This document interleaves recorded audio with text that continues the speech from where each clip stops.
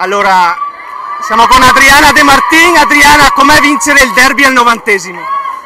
Bellissimo, non siamo partite benissimo, siamo andati un po' in difficoltà, però alla fine siamo riusciti a tirare fuori il carattere e abbiamo portato a casa questi 3 punti che sono veramente importanti, soprattutto nel derby. Bellissimo.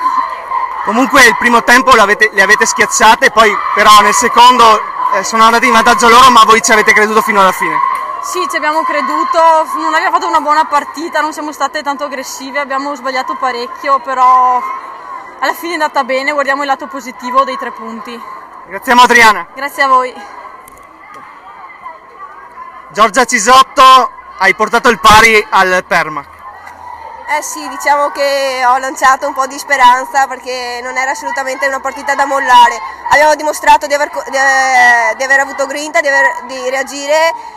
Ci ha fatto soffrire più di quanto pensavamo questo Trevignano. C'è stata l'espulsione del mister a fine primo tempo, un nervosismo, ma siamo riusciti a reagire. Io ho dato il là come insieme a tutta la squadra e l'Adri poi ci ha pensato a metterle KO. 9 punti in 3 partite, dove vuole arrivare questo Vittorio Veneto? Dove vuole arrivare questo Vittorio Veneto? Sembra sia un po' tabù, sembra che si voglia migliorare la prestazione dell'anno scorso, la soluzione è solo una, però intanto puntiamo a vincere ogni partita, prendiamo ogni partita, poi quello che sarà.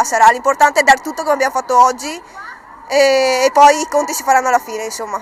Grazie a Giorgia Cisotto. Grazie, arrivederci.